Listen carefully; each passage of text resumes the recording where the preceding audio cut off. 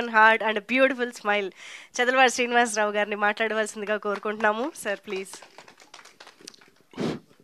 అందరికీ నమస్కారం. స్వర్గయ్య చలపతిరావు గారు నా చిత్రం ఫస్ట్ రోజు నుంచి చివరి వరకు నటించారు. ప్రతిరోజు షూటింగ్ ఉన్నా లేకపోయినా ఆయన వచ్చే సెట్లో మాకు ఒక కొండంత ఎసెట్గా ఉన్నారు. ఆ మహానుభావుడు లేకపోయినా మన మధ్య ఇప్పుడు స్వర్గంలో ఉన్నారు. వారు ఇదిగో నా సీట్లో కూర్చున్నట్టు నేను ఫీల్ అయ్యి మీతో మాట్లాడుతున్నాను. ఆ మహానుభావుడు కోసం అందరూ ఒక్క నిమిషం నించొని వారికి శ్రద్ధాంజలి ఘటించవలసిందిగా కోరుతున్నాం.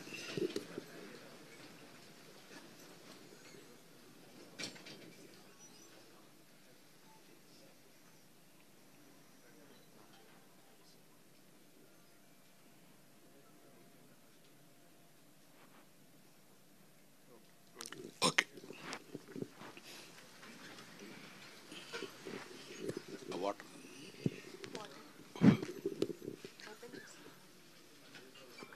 చలపతిరావు గారు ఈ సినిమాకి అందరికన్నా లాస్ట్లో డబ్బింగ్ చెప్పారు.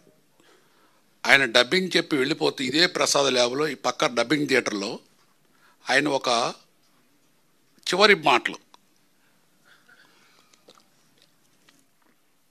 చెప్పారు.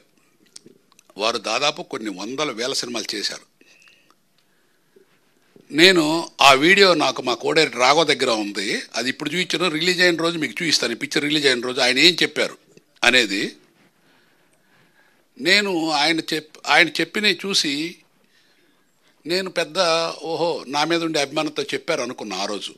కానీ ఫస్ట్ కాపీ చూసిన తర్వాత అనుకున్నాను ఆయన ఎట్లా చెప్పారో ఈ సినిమా ఎట్లా వచ్చిందో సాక్షాత్తు ఆ భగవంతుడే ఈ సినిమాకి వచ్చి డైరెక్షన్ చేశారు, నేను చేయలేదు. తర్వాత ఈ కథ నేను డైరెక్షన్ చేసేటప్పుడు తీసేటప్పుడు ఎక్కడ ట్రాక్ తప్పకుండా నాలో సగభాగమైన మా అజయ్ ఈ సినిమాని ఇంత అద్భుతంగా తీసుకురావడానికి నా కృషి 1%, 99% కృషి మా అజయ్దే. ఈ సినిమా ఇక్కడ ఈ సభ జరగటానికి ఈ సినిమా తీయటానికి నాకు కొండంత అండగా ఉన్నది నా ప్రసన్న.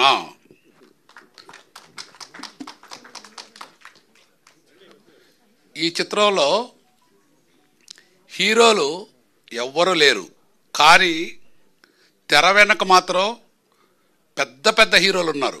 ఒకళ్ళు cameraman, 2 art director, 3 fight master, 4 graphics చేశారు. వారు దాదాపు 3 years చేశారు ఈ సినిమా గ్రాఫిక్స్. మీరు ఇప్పుడు చూసిన మ్యూజిక్ డైరెక్టర్ సాబు వర్గీస్ చాలా చాలా బాగా చేశారు. ఆయన కొద్ది రోజుల్లోనే ఈ సినిమా రిలీజ్ అయిన తర్వాత ఆయన ఏ స్థాయికి వెళ్తారో మీరు కూడా చూస్తారు. ఈ సినిమాలో మొత్తం అయిన తర్వాత మీరు ఇప్పుడు ట్రైలర్ చూసింది ఓన్లీ 5%. పిక్చర్ మాత్రం నిజంగా ఇది రికార్డు బ్రేక్ అవుద్ది. ట్రాఫిక్ ఆగిపోయి ఈ సినిమాకి టికెట్లు కొన్ని చూసే రోజు వచ్చింది, మొదటి రోజు ఫస్ట్ షో నుంచి. నేను నా ఏజ్ 5వ సంవత్సరం నుంచి నేను తెనాల్లో మార్కెట్ రోడ్లో పుల్లలు కొట్టుకొని బతికాను. ఒక వెంకటేశ్వర స్వామి గుడి ఉంటుంది మా ఇంటి దగ్గరలో, దానికి పొంగల్ చేయడానికి తీసుకెళ్తారు. పుల్లలు కొట్టి కట్ట 10 పైసలకి అమ్మేవాడిని. ఆ స్టేజ్ నుంచి వాళ్ళకి ఈ స్టేజీకి రావడానికి నాకు ప్రతి క్షణం ఇన్స్పిరేషన్ సినిమా ఫీల్డ్. మా ఇంటి పక్కన తెనాల్లో KT talkies, Venkateswara talkies, Satyanarayana talkies, Swarajya talkies 4 థియేటర్లు మా ఇంటికి చుట్టూ ఉండేది. నేను ప్రతిరోజు కష్టపడి పుల్లలో అమ్మితే 10 రూపాయలు వస్తే అందులో 5 రూపాయలు ఖర్చు పెట్టి నేను నా స్నేహితులు ఆ సినిమాల్లో చూసేవాళ్ళం. ప్రతి సినిమా కథానాయకుడి దగ్గర నుంచి కృష్ణరాజు గారిది అమరదీపం, సీతారాములు, నాయసరారు దేవదాసు, అడవిరావుడు, వేటగాడు, ఎన్టీ రామారావు గారి ఇన్స్పిరేషన్తో నాకు సినిమా ఫీల్డ్కి నేను చాలా దగ్గర అయ్యాను. నా శ్వాస ఊపిరి ప్రతిదీ సినిమా ఫీల్డ్ అంటే నాకు ఇష్టం. నేను రేపు పోయేటప్పుడు కూడా నా కుటుంబం బాగుండాలని నేను ఎప్పుడూ ఆ కోరిక కోరుకోను. నేను కోరుకునేది నా తోటి చిన్న నిర్మాతలు సినిమా ఇండస్ట్రీ బాగుండాలని చివరి నేను టాటా వీడ్కోలో చెప్పి వెళ్తాను ఈ ఫీల్డ్కి. తర్వాత ఈ సినిమా తీయటానికి కారణం మెయిన్, అంతకుముందు హెడ్ కానిస్టేబుల్ వెంకటరామయ్య తీశాను. అది థియేటర్స్లో పెద్దగా సంక్రాంతి రిలీజ్ చేశాను. మెగా సినిమాలు ఉండేది, పెద్ద థియేటర్లు దొరకలేదు. ఆడిన చోట హౌస్ఫుల్స్ వారు ఆడిని విజయవాడ కొన్ని చోట్ల. తర్వాత నెట్లో రిలీజ్ అయితే ఫస్ట్ 1 వీక్లో 10 మిలియన్ వ్యూస్ వచ్చినాయి వెంకటేశ్వర హెడ్ కానిస్టేబుల్ వెంకటరామయ్యకి. ఇది ఇప్పుడు అది పే ఛానల్కి వెళ్ళి 20 crores కలెక్ట్ చేసింది ఆ పిక్చర్, హెడ్ కానిస్టేబుల్ వెంకటరామయ్య, మీరు చూసుకోండి. తర్వాత ఇది సెకండ్ పిక్చర్. నేను మ్యాక్సిమం ఇంకో 5 ఏళ్ళ వరకే ఈ ఫీల్డ్లో ఉండగలను, తర్వాత ఉండను నాకు తెలియదు. నేను ఈ పిక్చర్ తీయటానికి నాకున్న అనుభవం, నా 5 ఏళ్ళ నుంచి 67 వరకు సినిమా ఫీల్డ్లో ఉన్న సంబంధంతో, నాకున్న నాలెడ్జ్తో, నాకు నచ్చిన రైటర్ని దగ్గర కూర్చోబెట్టుకొని ఒక సినిమా కథ సొసైటీకి ఉపయోగపడాలి, అది డైరెక్షన్, అదే కథ, ఇవన్నీ దృష్టిలో పెట్టుకొని నేను ఈ సినిమా తీయటం జరిగింది. Record break title. మొన్న దర్శకులు అందరూ కూడా కొంతమంది చూశారు, ఈ సినిమాకి తగ్గ టైటిల్ పెట్టారంటే రికార్డ్ బ్రేక్ అని. ఇది ఖచ్చితంగా రికార్డ్ బ్రేక్ కాబోయే సినిమా. తెలుగు రాష్ట్రాలనే కాదు, ఇండియాలోనే కాదు, వరల్డ్ అంతా హిట్ అవుద్ది. ఇది కారణం సొసైటీకి ఉపయోగపడే మంచి ఎమోషనల్ పిక్చర్.